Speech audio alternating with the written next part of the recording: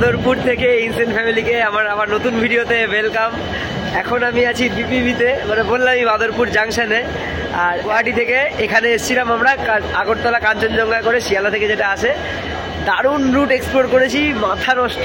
ওই ভিডিওটা তো এর আগেই চলে আসবে, আশা করছি তোমরা দেখেছো, আর কেমন লেগেছে জানিও। ওই রুটটা আমার দেখা ওয়ান অফ দ্য বেস্ট রুটের মধ্যে একটা। আমি জানি না ইন্ডিয়াতে এরকম রুট আছে কিনা, থাকলেও আমি বলে দিচ্ছি এটাই সব থেকে বেস্ট। আর এখন আমি যেখানে আছি সেখানে হচ্ছে দারুণ বৃষ্টি, লাইনের জল, স্টেশনের জল। একটু আগেই আকাশ পরিষ্কার ছিল, হঠাৎ মেঘলা হলো, হঠাৎ বৃষ্টি নেমে গেল। এখন বাজে 8:20, আমাদের ট্রেন 8:50-এ, যে ট্রেনটা আসছে শিলচর থেকে। আর আমরা যাবো আজকে ডিব্রুগড় পর্যন্ত বারক ব্রহ্মপুত্র এক্সপ্রেসে করে, একদম বলতে পারো এন্ড টু এন্ড জার্নি। তো আজকের ভিডিওটা শুরু করা যাক, লেটস স্টার্ট।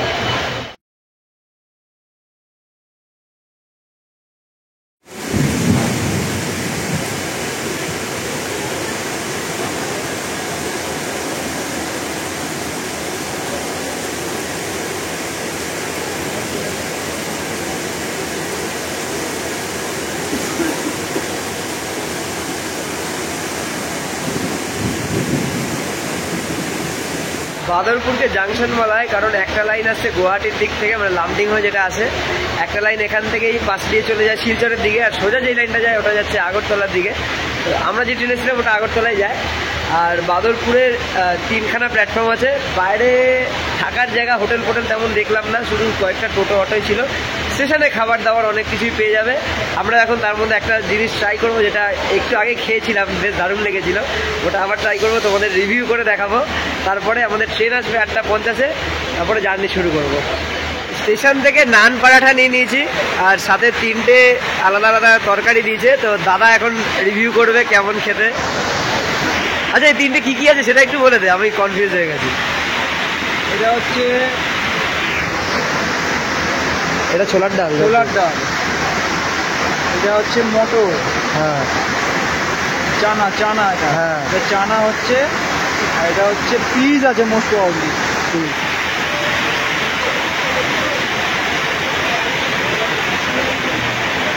সেরকম কোনো টেস্ট নেই, সবজি দিয়ে খেতে হবে, তাহলে টেস্ট পাওয়া যাবে।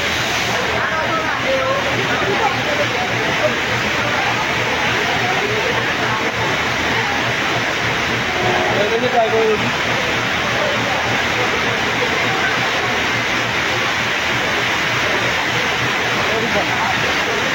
কোনটা সব থেকে ভালো সেটা বলিস। তিনটের মধ্যে কোনটা সব থেকে ভালো সেটা জানার অপেক্ষায় আমরা।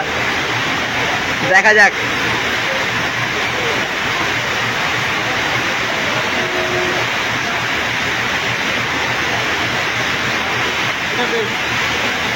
এটা বেস্ট, মটরটা সব থেকে বেস্ট।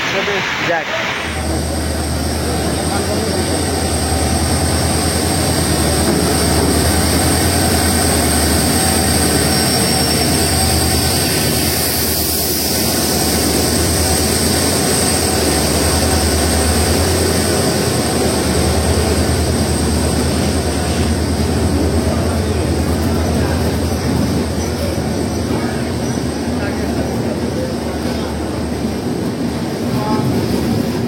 দিনটা আজকের প্রচন্ড এক্সাইটেড। বৃষ্টি হচ্ছে এখনো। আমাদের এসিড কোচটা দিয়েছিল ওইদিকে, কিন্তু পিছনে চলে এসছে অনেকটা। গেস হোয়াট, আজকে আমাদের দিয়েছে দুরন্তর এলএইচবি কোচ। বাকিগুলো নর্মাল এলএইচবি রেড, আমাদেরটা দুরন্তর এলএইচবি। আমাদের একদম এ সাইডের 7-8 সিট, একদম সাইড আপার সাইড লোয়ার, দারুণ ভিউ, দারুণ ব্লগ করতে পারবো। আর আমাদের রুটটা আজকে হতে চলেছে নিউ হাফলং, লামডিং হয়ে, তারপরে আমাদের লাইনটা দিমাপুর হয়ে, ফুডকাটিং হয়ে চলে যাবে ডিব্রুগড়ের দিকে। তারপরে ট্রেন নিউ তিনসুকিয়া যাবে। আমরা যাবো না অত দূরে। তো এখন একটু অন্ধকার, ভিতরে যাওয়া যাক আর বসি, একটু রেস্ট নিই। আজকে আপাতত দেখানোর মতো আর কিছু নেই। এবার ঘুমাবো। 9টা বেজে গেছে। ট্রেনের এখন এখানে রিভার্সাল হবে, ওদিক থেকেই এসছে, আবার ওদিকেই যাবো আমরা। তো এখন মোটামুটি একটা সমস্যাক্ষ ব্যাপার, 0.5 ঘন্টা 40 মিনিট দাঁড়াবে, তারপর ট্রেন ছাড়বে। এখান থেকে ডিপার্চার দেখাচ্ছি, তারপরে সোজা ঘুমাতে যাওয়া যাবে। সকালে ওটা তোমার সাথে কথা হচ্ছে।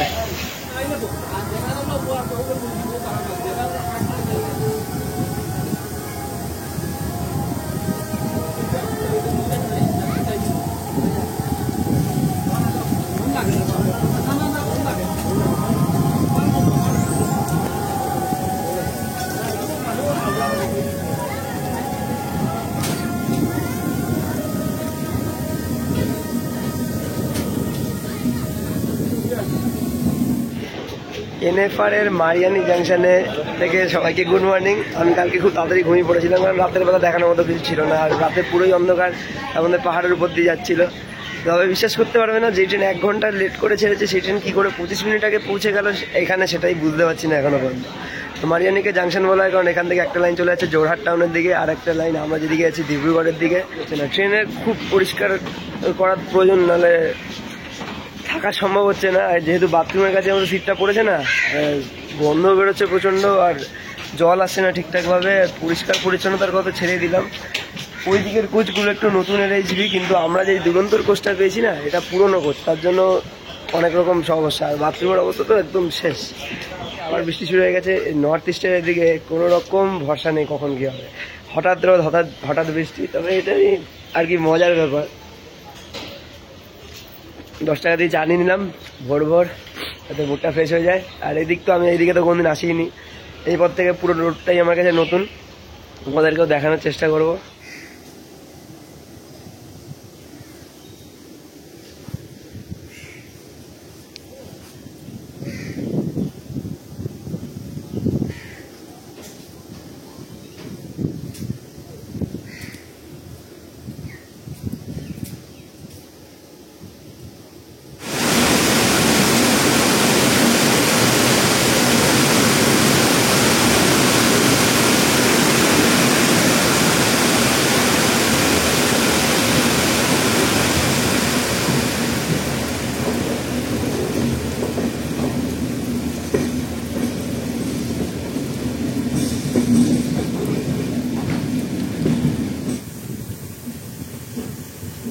ওই দিকে যে লাইনটা চলে যাচ্ছে ওটাই যাচ্ছে জোরহাট টাউনের দিকে, আর আমরা সোজা চলে যাচ্ছি ডিব্রুগড়ের দিকে। এরপরে আমাদের স্টপ শিমালুগুড়ি জংশন।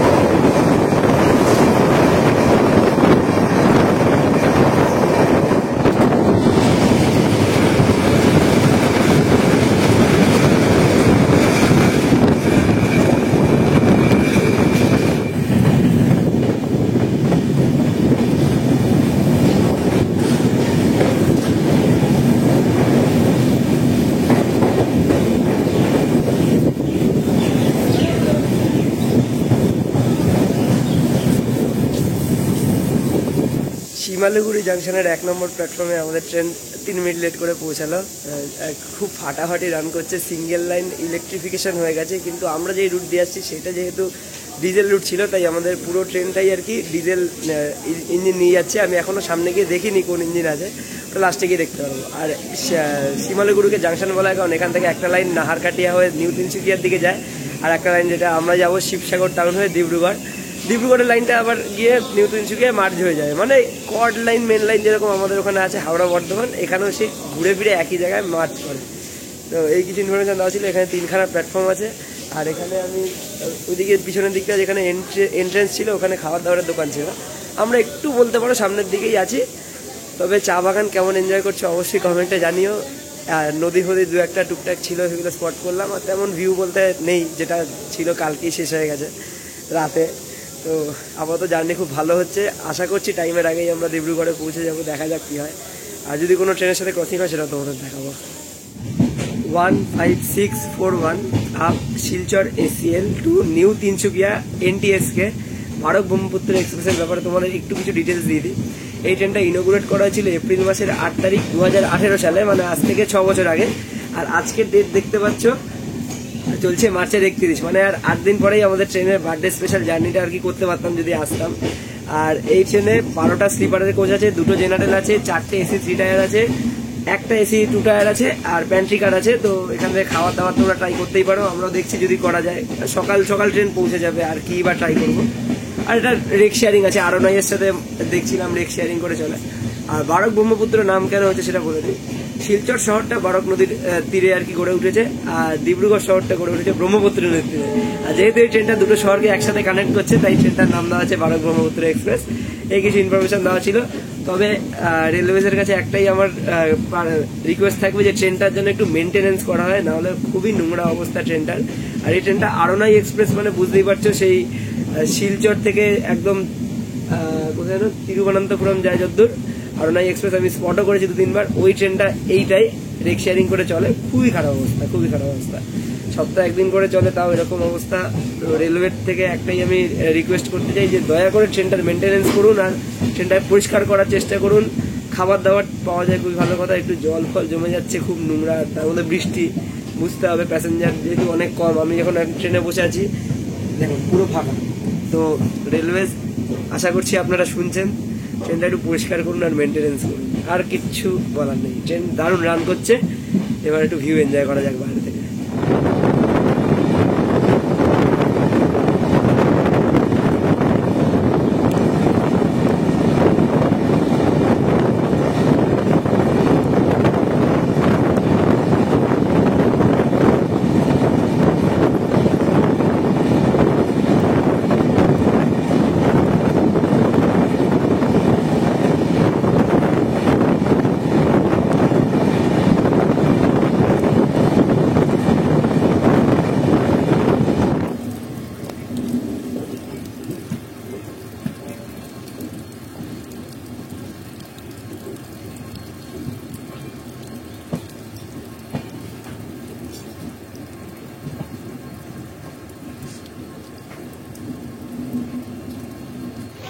তিন মিনিট লেটেন্সি বজায় রেখে আমাদের ট্রেন শিবসাগর টাউনের 1 নম্বর প্ল্যাটফর্মে চলে এসেছে। প্ল্যাটফর্ম একটাই।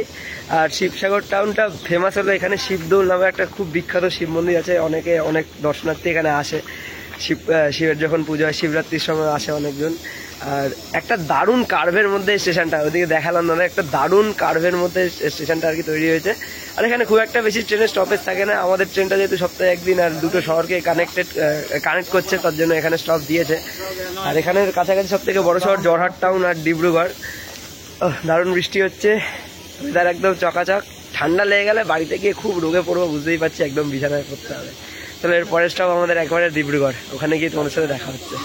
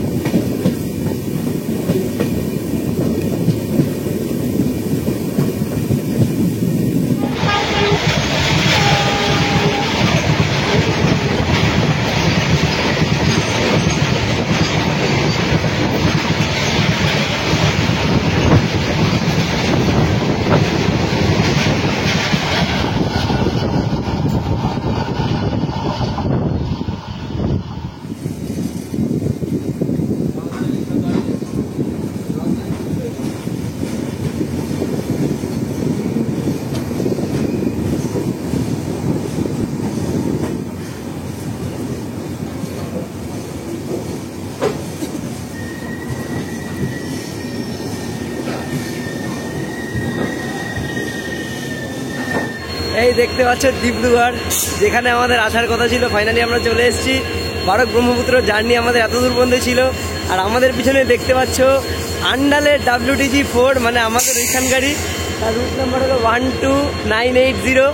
এটাই আমাদের আছে বাদরপুর থেকে ডিব্রুগড় পর্যন্ত নিয়ে এলো। আর এরপরে জার্নিটা কন্টিনিউ করবে নিউ তিনসুকিয়া পর্যন্ত, যেটা এখান থেকে প্রায় 40 কিলোমিটার মতো দূরে। তো আপাতত জার্নিটা এখানে শেষ হলো। এখন যাই, দাদাকে আমি রেখে এসেছি জাস্ট এই ছবি তোলার জন্য এসেছিলাম এত দূর। এবার ওখানে গিয়ে দাদার সাথে কথা বলি, ও কি রিভিউ দেয় ট্রেনটার, তারপরে ভিডিওটা শেষ করব।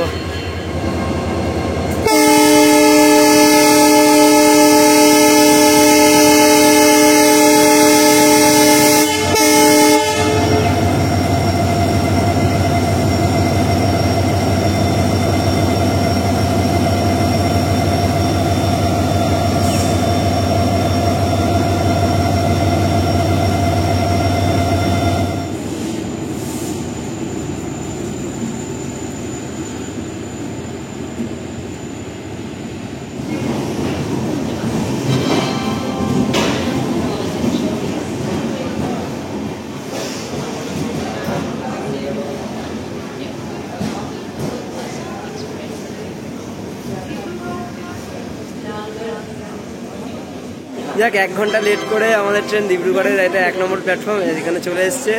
তো মোটামুটি ট্রেন যা বললাম রুটটা ভালো এক্সপ্লোর মানে কভার করে আর কি, কিন্তু যেই পরিস্থিতি ট্রেনের, মানে যেই হারে নোংরা ট্রেনটা, মানে সেখানে জার্নি করাটা খুব একটা সম্ভবপর না।